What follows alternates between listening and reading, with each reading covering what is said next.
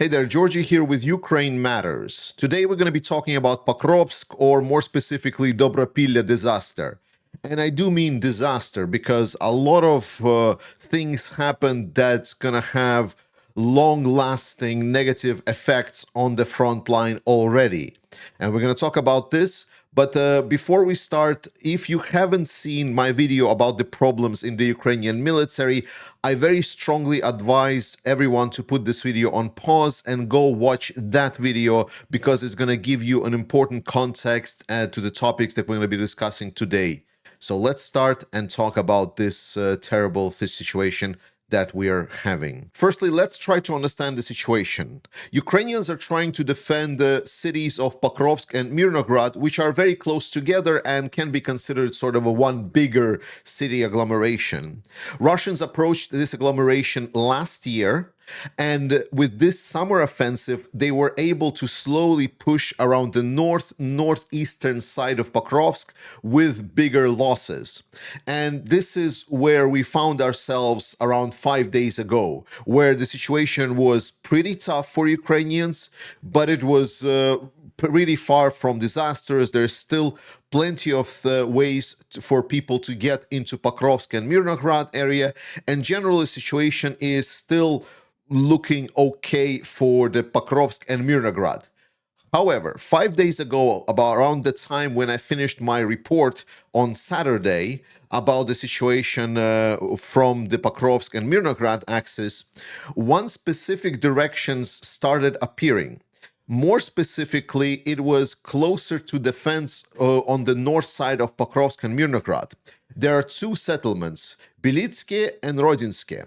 And those are gateway settlements after which Russia would actually achieve pretty significant pressure on Pokrovsk, and Ukrainians would need to start really thinking how to defend Pokrovsk efficiently because logistics would be already sabotaged.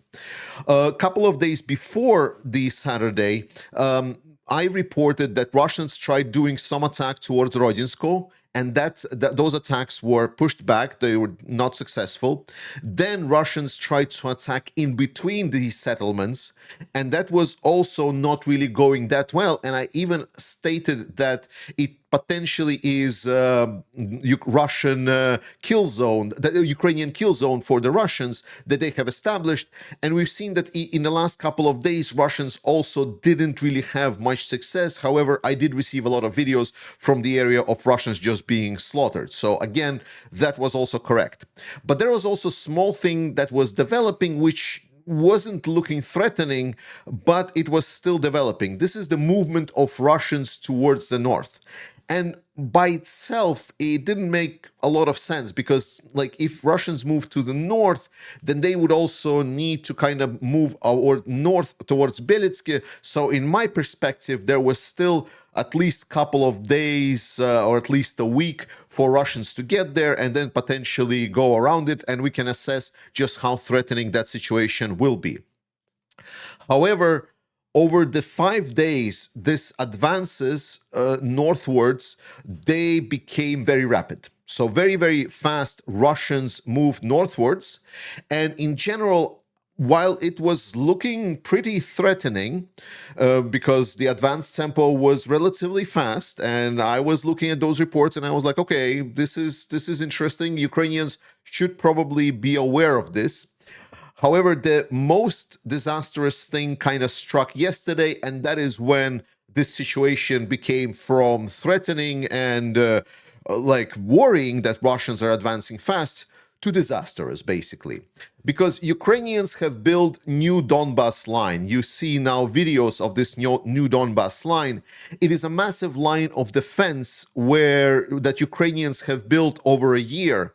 And they've included a lot of different new adaptations to the modern style of warfare that Russians are using. And this line was supposed to be protecting against Russians moving further than a current area of operations within Donbas.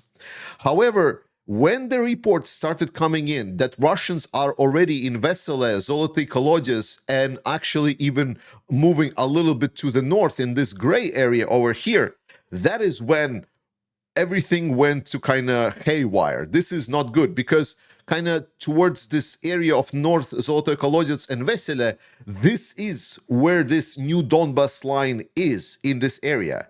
And in this area, the line is also a little bit weaker than in a lot of other areas. So it was expectation that it will be additionally protected.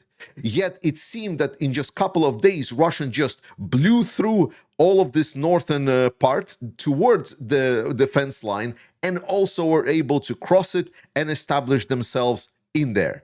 That is when all of the alarm bells went off, and that's why you're hearing from everyone that Ukrainian front line is collapsing and the situation is completely out of control.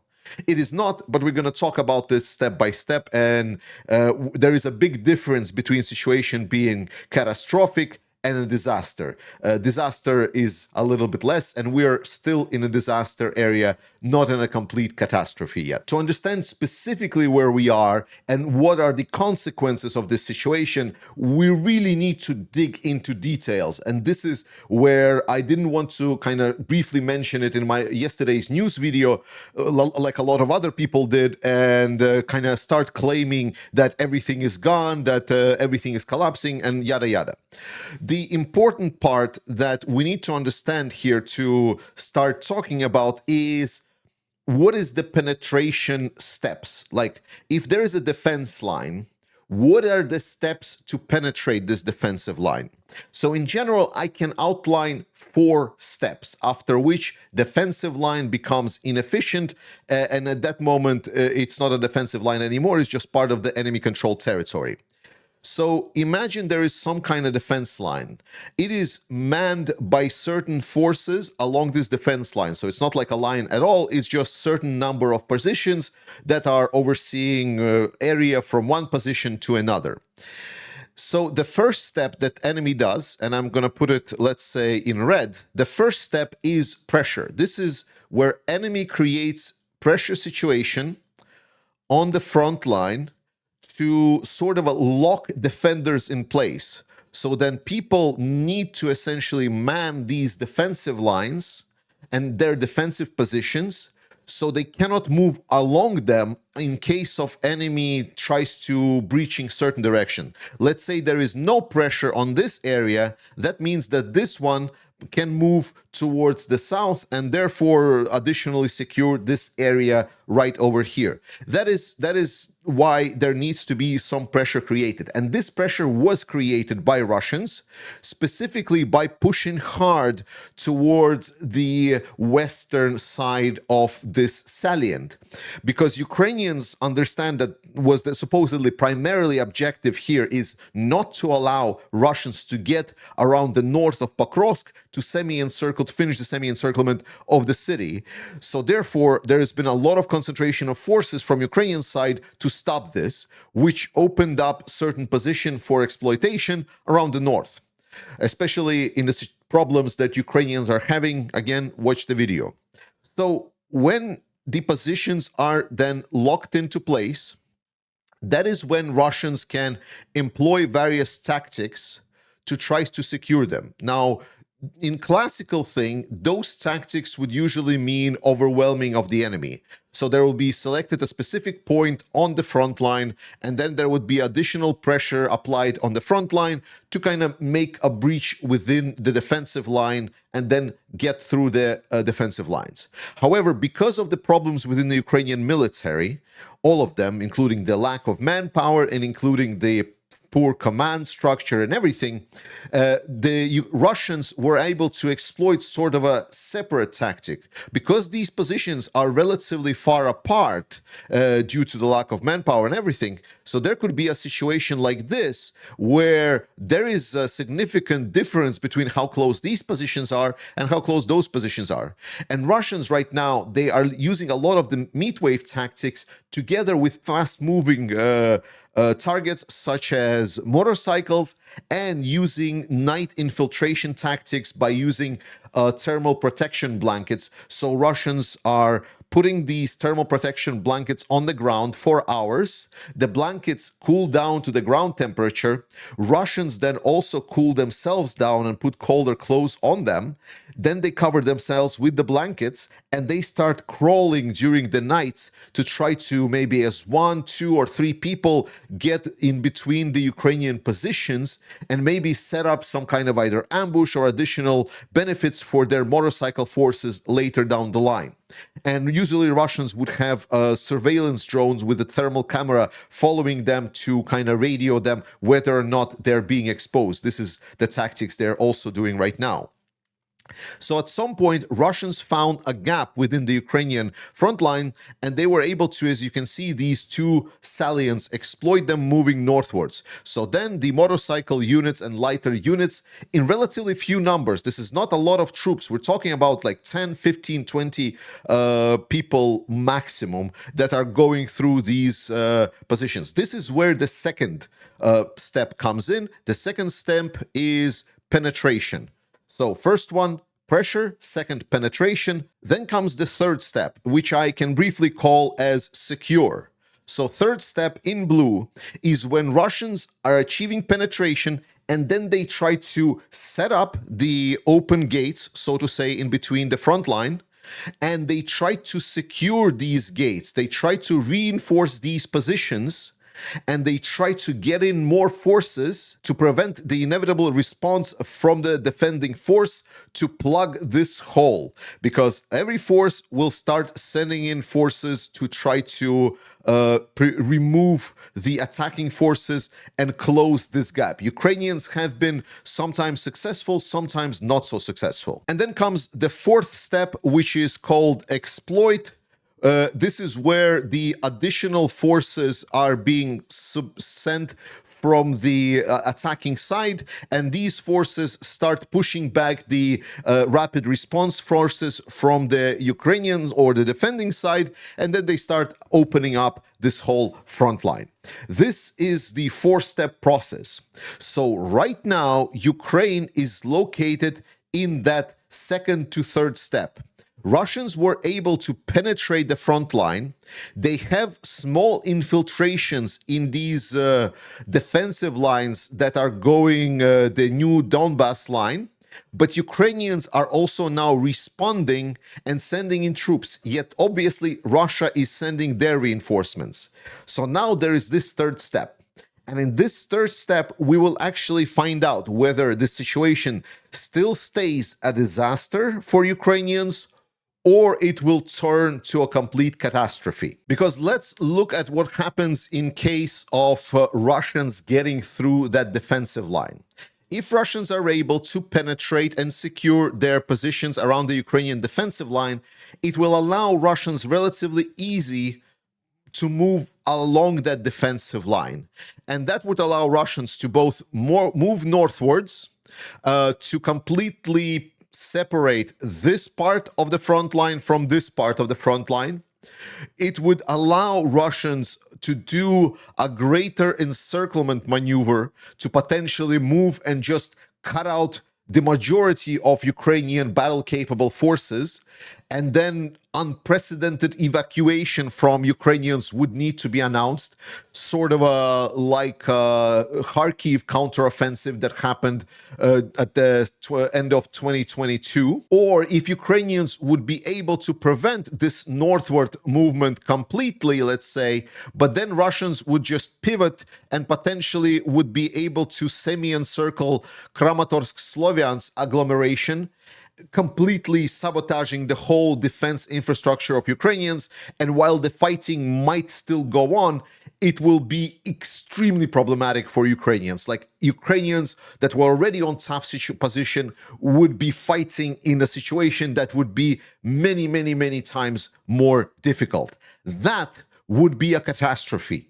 This is like when people say like collapse of the front line, this is collapse of the front line, and this is how it would look like.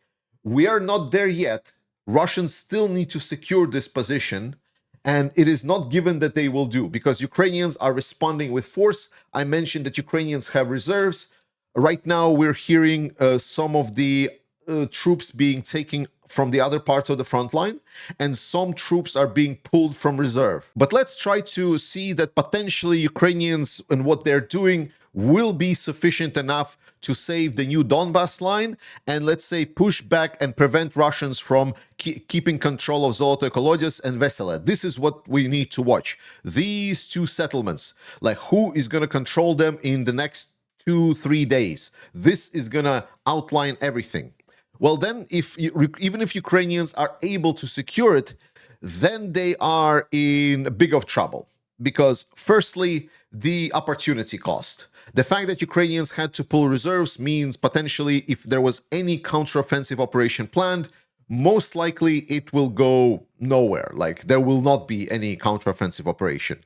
Additionally, Ukrainians had to pull units from other parts of Frontline, which inevitably will lead to those parts of Frontline being more exposed. So potentially this fire that we're having here will transition to be a fire and a problem somewhere else on the front line. But right now, Ukrainians are taking these chances, especially because Russians are advancing on a lot of different other front lines, none as bad as this one. But even then, like if everything like this is still secured, there are still major issues. The new acquired salient allows Russians new directions of movement. The first and most obvious one is towards Dobropil'ya, and Russians are already moving towards Dobropil'ya.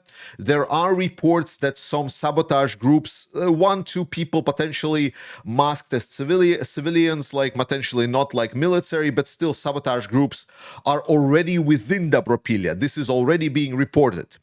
And Russians can move eastwards, capturing Dobropil'ya, and allowing basically to cut off the biggest supply line for Ukrainians in Pokrovsk, Mirnograd, and potentially we could see this whole pocket collapsing before the end of the year. This is an, like, if beforehand it was, yeah, I don't really see how it's happening. Now it's like everyone sees this. This is like it is happening if there is not enough actions from Ukrainian side. 100%. Like, this is the situation on the ground by this point. Secondly, what Russians can do if Ukrainians will try to secure Pokrovsk, Mirnograd, then Russians can move also eastward towards Kostatinivka, Drushkivka, and so on. This area has already thankfully been somewhat evacuated, but if they start moving eastward, then very, very soon we can see this whole essentially pocket being closed. So if Russians are not successful in taking Dobropil'ya, let's say within the next week and a half, that would allow them to move and focus on Pokrovsk, my bet, and a lot of some of the other analysts' bet, is that Russians will move eastward and try to close this pocket. Again, this pocket could have bought Ukrainians a lot of time. There is a lot of really good defensive positions for Ukrainians in this area, and just losing it is a nightmare. So seeing the only positive thing that Ukrainians could do, which is if they have enough forces to potentially push back at Russians and essentially push them back to this salient to try to undercut all of this, which is like, this is a fantasy land. Like even for me being optimistic and highlighting of an optimistic scenario, I don't see this happening. Like, this is pretty unexpected. So that is why I am more or less feel vindicated on calling this as a complete disaster for Ukrainians, and this is gonna in any case cause a lot of headache and problems for the Ukrainian armed forces. Hey, Future Georgie here. As I was editing the video, some really fresh news came in from the ground, and there was already reports that Ukrainians are successfully pushing Russians back from the most critical areas. So most likely we should be safe, that the catastrophe seems to be averted. So the key question, how did this happen? And there's layers of answers here, like depending who you ask. Like if you ask person that just doesn't like the Ukrainian command, then it is the fault of Zelensky and Syrskyi. Like there are plenty of people that just don't like Zelensky and Syrskyi, and they will blame them for everything.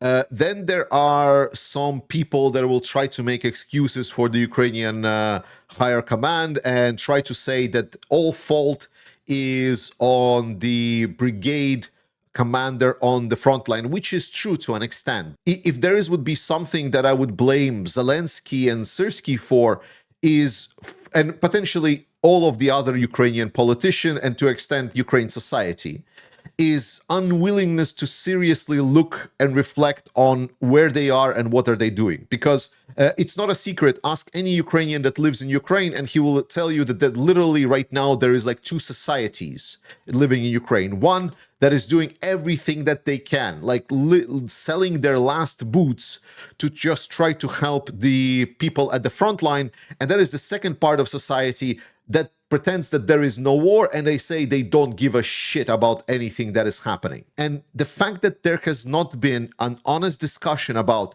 what does it take to win the war, what kind of sacrifices there should be within society.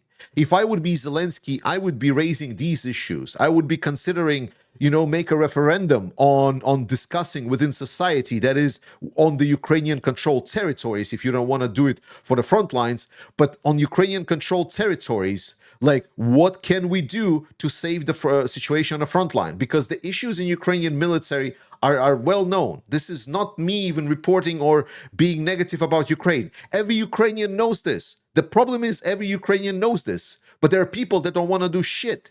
And I think it would be a right question to ask is like, does our society still want to fight this war? And this is the conversation that Ukrainian society need to have within themselves. Now, don't get me wrong, especially if you're living in the Western world, don't suddenly take a high horse and says like, yeah, Ukrainians need to take care of this stuff. This is our fault for the most part, because when Ukrainians had the drive, we did very little to help them. We're still doing pretty little to help them. Let's not get on our high horse over here.